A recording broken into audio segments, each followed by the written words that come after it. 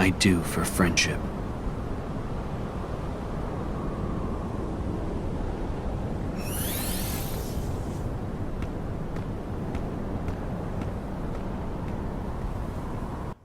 Well, here we are at long last, ladies and germs. Our final traversal to the Keyblade Graveyard. But yeah, this is pretty much our final time here, and again, let it be said, I love the atmosphere of the Keyblade Graveyard. It's very foreboding, the theme song is pretty good, and well, I mean, given everything that's happened up to this point, it does well to highlight the desolation that both Aqua, Terra, and Ventus have suffered up to this point, which is something I'll touch on a little bit later, but yeah, the pathway for Terra, Aqua, and Ventus is very much the same, and yeah, I guess maybe the fact that they are all being led to one place, where Keyblade wielders once fought over the light, is an apropos one. All paths lead to the end, and of course the Oblivion is the Keyblade Graveyard. Truth be told, I don't really have too much to say at this stage, other than, well, I suppose maybe highlighting over Terra's sort of character arc up to this point, and again, it's a similar problem that I also have with both Aqua and Ventus, really, in the sense that it doesn't quite go from 0 to 100. I wouldn't quite put it in Silent Hill Downpour terms. It's more a case of a lot of these characters' stories, they go from 1, they gradually increase up to, say, they gradually increase up to, say, 40, by the time they hit Radiant Garden. Then, we have the whole angsty storyline sort of thing that sort of jumpstarts it up to 70. Then it's pretty much on hold for the next 3 worlds, and then shortly thereafter it pretty much, gets towards their conclusion by the time you get past Neverland. And to be honest, that's a bit of a problem. First of all, again, that was Ultimate Canon. We're going to be seeing that utilized a little bit more often as we play throughout some of the boss fights we have coming up. But yeah, and in Ventus's case, a lot of that was pretty much just, okay, starts off exploring the world, spurned by Vanitas. He gets told about his Keyblade origins, then goes and has this whole dramatic revelation, whatever. So again, you do at least have plot per distance travel, but it's just not paced very well. Aqua tends to get it a little bit worse in this regard, because she's pretty much playing clean-up for those naughty boys, and as a result of that, she's very much just sort of lacking in a lot of personal stakes of her own, apart from her friends being in danger, which admittedly was probably more of an effort of, how things changed between what was meant to be the original ending of her story compared to what we got in, Aqua's story as we saw now. And then there's Terra, where, again, he does have more of the stronger character focus about him balancing between his inner darkness and making mistakes, and trying to make up for those mistakes as he said earlier in the chapter. Again, he was basically saying, what I do for my friends, and, he's finally realized how important his friends really are, which, again, his story is paced a lot better than Aqua and Ventus, but at the same time, though, there are a lot of contrivances to get to this point, and, again, I've already pointed out the obvious one in Radiant Garden, but at the same time, though, it follows through slightly better, but at the same time, everything in regards to Terra's character only really happens because it's written as such so that Xehanort can win.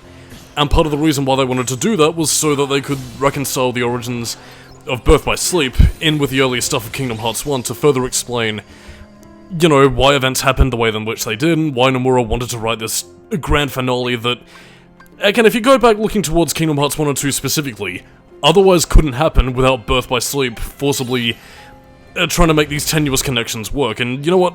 As I've said before, I will say that Nomura does a better job of retconning in explanations, more than the likes of, say, Hideo Kojima does, with the whole, Metal Gear, Metal Gear Solid games, but at the same time, though, it does sort of begin to feel a bit, tenuous when you consider a lot of the original villains and motivations from those 2 previous games, compared to what we have here. But again, that just sort of becomes a little bit more noticeable when you play Dream Drop Distance, but Birth by Sleep especially, it was the genesis of that, and yeah, that's sort of where a lot of the problems begin to take root, really. Yes, I am also cutting down a lot of these tornado sequences down a fair bit, because really, there's not really too much else to do at this stage.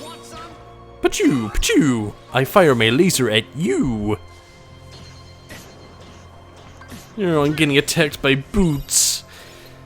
Oh well, could be worse, I mean, I mean, he could be getting the first fruits of love. Oh, God. Yeah, by the way, if you're wondering why I was stammering so much during the reading of the, the classic Sleeping Beauty tale, that's also because that was my first time ever actually reading that, so...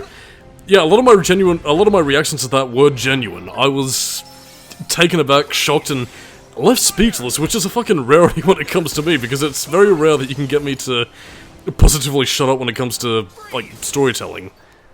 I mean, I was trying to go for the tee-hee funnies and, reading them just to sort of punch it up a little bit and not sound like I'm boringly reading from a cue card or whatever, but... Oh god, Sleeping Beauty was a bit darker than I expected. Yeah, take that. Pachoo, pachoo. Mind square. Or mind shield or whatever. Anyway, once again reiterating enemy dynamics, don't attack them from the front, otherwise they block you with a... No, you can't hit me because I have these 2 pie plates on the front of my thing. Go on, magic volley. Oh!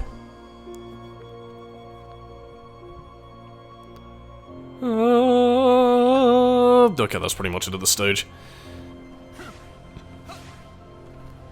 There we are. A traffic cone sticker. Oh yeah, that's pretty much the end of it. Drink in the atmosphere of this once hallowed place. Man, to think all of this used to be one luncheon center for the ritzy, upper-class Keyblade people. Whatever. Anyway, have a save of the game, and now we go off to meet our destiny, which in this case is pretty much the reconciliation of people going, things aren't the way they were before. You wouldn't even recognize me anymore. Not that you knew me back then, but it all comes back to me in the end. And I just noticed that a lot of the Keyblades out here look a lot like Fenrir and Sleeping Lion, I think. Or at least some of them do. I don't know, maybe that's just stock asset reusal from Kingdom Hearts 2. Yeah, I can't really be certain, but in any case, in terms of more relevant things that I've probably brought up before, yeah, notice how the structure of this scene mimics the secret film of Kingdom Hearts 2. Well, I mean, minus the Keyblade armor, obviously, and the fact that Terra had entered the Earth rather than his Keyblade that he has in this game, but, I digress. But again, it's also here where we actually start to see our characters reconcile, and... I mean, the scene does become a lot more impactful when you actually see what happens as you experience it with, Terra assassinating Master Eriquus, so... I suppose that is part of the reason why they intend you to play it in story order of Terra first and then Ventus and Aqua, but... That's right. I don't know. I guess for the sake of preserving the mystery, at least with the commentary, that was part of the reason why I did it the way I did. The Master. I mean, you can pretty much play the stories either way, and you will still get pretty much the same sort of context, albeit with some mysteries being a bit less, fleshed out than others. Like, I mean, again, with Terra's story, you learn who Vanitas is, like, right at the beginning of the game, whereas with Ventus, you don't learn until right at the very end. Yeah, but I don't know. I mean, I guess you could play it reverse as, Aqua, Ventus, Terra, and still sort of get the same sort of thing about it. Since Aqua is pretty much learning about the aftermath, Ventus is pretty much going on his own journey, and Terra is pretty much the one being partially the instigator, but also partially manipulated by a lot of other people. What else is darkness but hate and rage? Darkness is also fear, and fear leads to anger, anger leads to hate, and hate leads to suffering. Go astray again. Said Master Yoda in Kingdom Hearts 4. Presumably, if the Star Wars rumors actually end up being true. And again, it is also something to point out about Eriquus's behavior, because, I mean, he does sort of realize it towards the end, but... yeah, I don't know, I guess maybe as part of Japanese storytelling, he needed a good shit-kicking in order to realize, maybe I should have shown a little bit more concern for my students, rather than being grog, the darkness, it's evil, whatever. Partially justified by later spin-off materials, such as Dark Road or whatever, but even in that case, yeah. Though admittedly, it does sort of give Chain of Memories a little bit more retroactive purpose, in the sense that when you consider Riku's character arc throughout Reverse Rebirth and Chain of Memories, his whole exploration and coming to terms with his darkness and acceptance with, the way he interacts with King Mickey, it actually, it does sort of highlight a level of progression that otherwise wasn't seen during Birth by Sleep, whereas, again, in the way in which Xehanort was using darkness was for pure evil, and Eraqus saw it as, again, the end-all be-all thing of Keyblade wielders must destroy it. I don't know, Riku sort of used it in a way where it's darkness in service of light. I mean, it's always going to be there, but, you know, there are ways to properly channel it and use it as a means of, you know, as a means of sort of maintaining an equilibrium, not letting it overcome you, but at the same time accepting that it's there and not pretending that it's, you know, some giant monster that you can't overcome, you know, without proper degrees of, what's the word I'm looking for here? Without a proper degree of understanding exactly what darkness is there and how to sort of maintain it. Anyway, philosophical ramblings aside, it is time for more. Yes, boy. All my plans have come to fruition. We've been doing this for 3 times now, and it's getting a bit stale. First, I'm going to separate Ventus and Vanitas. Then I'll have Bray take care of Aqua. He has one eye, and I love calling him One-Eyed Willy, because his willy is very small. And then Terra. Oh, I've had my eye on you, boy. Now I'm going to separate you and keep you for myself. And again, we do finally find out the reason why Xehanort wanted all his plans, and pretty much all his Christmases coming at once in the Keyblade Graveyard, because, as we saw towards the end of the story, again, his entire plan was pretty much to forge the Keyblade with Ventus and Vanitas, and, you know, he very much came close to doing that, albeit acting a little bit rashly and not overseeing the process and stepping in when needed. But yeah, his idea was pretty much to say, get Aqua out of the way using Braig, or at least distracting her long enough so that the Keyblade could be completed, and, you know, Vanitas would be completely under Ventus's, well, Ventus would be completely under Vanitas' control, and, you know, thus open the way to Kingdom Hearts. And then, of course, Terra, the one that Xehanort's been preparing all this time, shall soon be his. But yeah, I might as well also talk about what Kingdom Hearts... Again, you'll be seeing it during this very scene, actually, when Xehanort brings up the heart-shaped moon. That does look similar to the one in Kingdom Hearts 2. Except the difference between this and that other one is that, again, similar to how he sort of destroyed the Land of Departure, what Xehanort was doing was pretty much casting the worlds in darkness and ripping out the core of the worlds. Again, if you remember what Ansem was doing in Kingdom Hearts 1, he was basically tearing out the core of the worlds and forging Kingdom Hearts, a path to Kingdom Hearts through the worlds. And this is pretty much what Xehanort was doing here. He was going to use the Keyblade to unlock a Kingdom Hearts by way of the worlds and, you know, see exactly what its mystery was all about. But again, putting all that aside, and all that sort of gobbledygook, we still had the exact same secret movie playing out, as it was always intended, and thus the rare meeting of Terra and Vanitas. And finally we have the Enter the Earth Keyblade, finally recreating that secret movie in delicious PS2/PlayStation portable graphics. Ah, content nui. It's nice and cold, much like how Ventus is feeling right now. By the way, it's a good thing his arm didn't snap off from the fucking cold snap.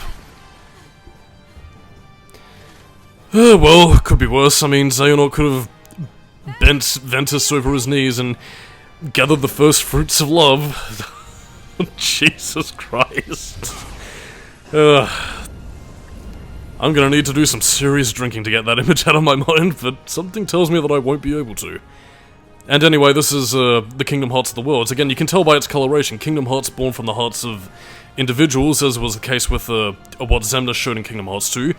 That was more the traditional moon color, whereas the hearts of the worlds is blue.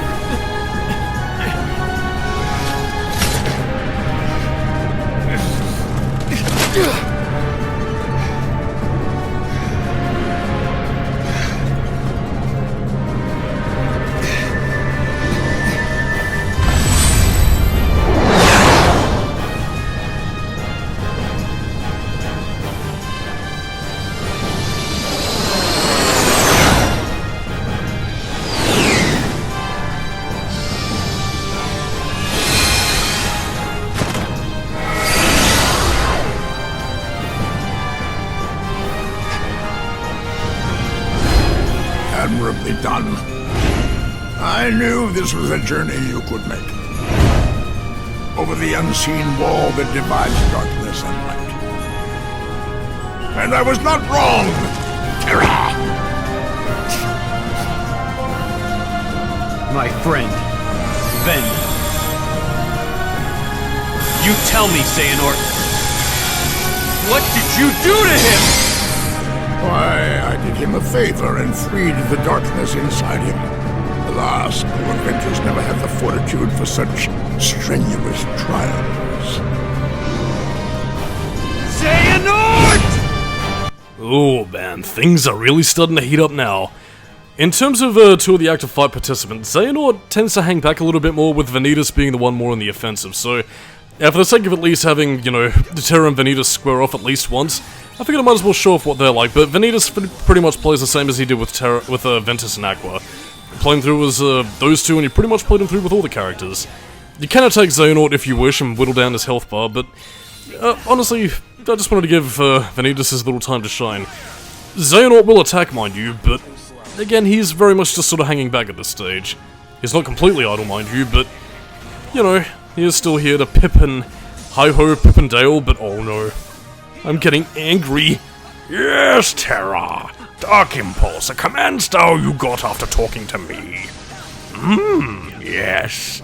I sounded like Master Yoda, but Master Yoda if he was evil. Man, this impression is getting worse all the time, and it canes the fuck out of my throat, but it is worth it because it is actually kind of fun to talk like Xehanort. Damn you, Haley Joel Osment. Why did you make me suffer? Oh yeah, our anger issues had defeated Vanitas, at least for a while.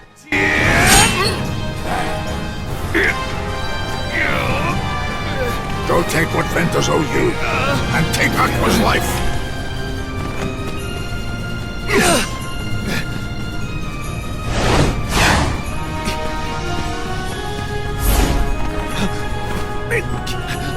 You see how powerless you are to save them. Savor that rage and despair. Let it empower you! You will pay, Xehanort. Was my master? No. My father, Eric, is not enough for you? Leave my friends alone! Yes, boy, that's it. More! Let your whole heart blacken with anger!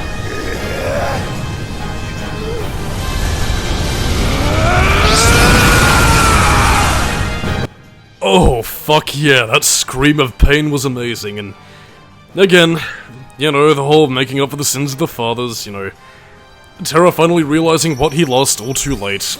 It's a very sweet character arc, and oh yes, dig out the ultimate cannon, for Xehanort deserves it. Yeah, you only get 2 shots with it, but they are some very powerful shots, so it is well worth making sure that you get in the center to make sure that shot lock hits. Now, in terms of what Xehanort does, similar to when he had Vanitas pretty much watching his back, he is going to hang back, but he will occasionally use some magic-based attacks to sort of get a few hits on you. He will swing his Keyblade around on the odd occasion, he will, you know, summon some Keyblades to attack you, but more often than not, he'll usually just rise Pillars of Earth out to attack Terra. I suppose mocking him for the very element that he claims mastery over. But yeah, apart from this is very much just us going into angry time mode to finish off Xehanort once and for all, but yeah, if you'll notice in Aqua's story when they said that Terra went missing after this battle, yeah, there's a little bit more at play here, and the fact that Xehanort is actively encouraging Terra to get angry, more specifically so we can tap into the darkness, because what is darkness but hatred and rage? Well, Terra's about to learn that anger and hatred are supreme. And in this case, by drawing out more anger and hatred, well, let's just say that Terra's gonna be split in twain, between the light, the darkness, and the emptiness.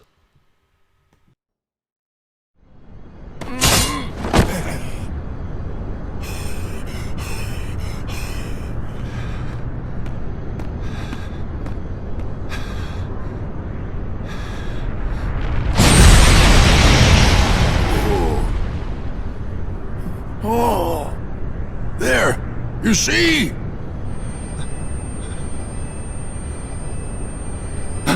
The Keyblade has been forged! Then! And now, Terra, it is time for the final union! What? At last, our moment is here. Out with the old and brittle vessel, and in with a younger, stronger new one.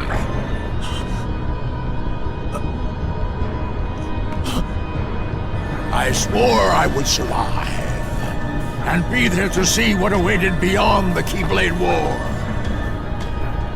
And now it is your darkness that shall be the ark that sustains me!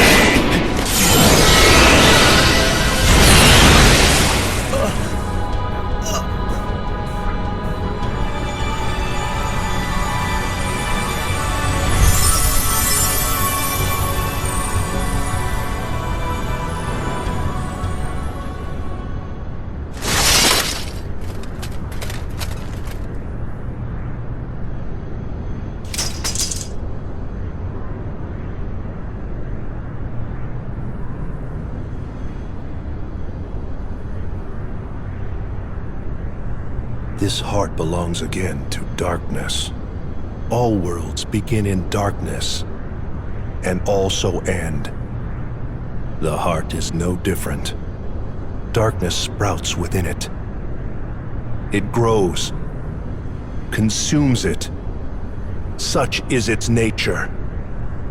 In the end, every heart returns to the darkness whence it came.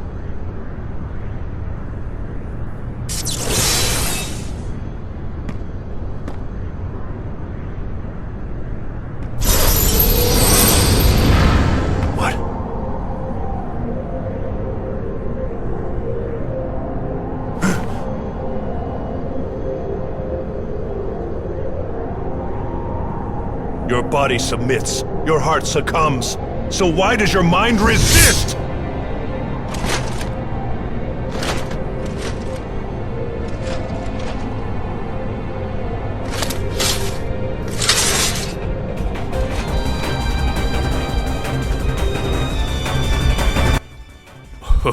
Oh, here we go. Yes, defeat Xehanort and take control of your body back. This is, this is the grand revelation. Why did Terra disappear? Because Xehanort was pretty much preparing Terra to be his body so he could see beyond his days. After all, Xehanort was a bit of an old fucker and, well, yeah, as you can no doubt tell by the look of his, again, his features, his hair, his voice. Yes, this is how he became the apprentice Xehanort that would eventually go on to work for Ansem the Wise in Kingdom Hearts 2, and subsequently split his soul in twain to become Ansem's Seeker of Darkness that we fought in Kingdom Hearts 1, and eventually Xemnas, Superior of the In-Between and leader of Organization 13 in Kingdom Hearts 2 and Chain of Memories. And now, of course, Terra has become the Lingering Will. His spirit still exists inside that Keyblade armor, and it's pretty much fighting to wrestle control of his body back, but again, since he's literally just will, he doesn't exactly have the power of light within him, and as a result, he can't release Xehanort's heart from his body, so this is very much a fruitless battle. I mean, I suppose Xehanort does have control of all of Terra's power at this stage, but at the same time, this body's still new to him. It's like settling into a new house. It takes a bit of time to settle in. Although, I mean, you wouldn't believe it, because Xehanort in this boss fight is actually really fucking powerful. Like, I mean, again, I am utilizing Ultima Shotlock a lot more than I should, but quite frankly, again, it's a toy that I fought hard to get, and by god, I'm gonna fucking use it. And unique to any other boss, yeah, Xehanort actually heals in this body.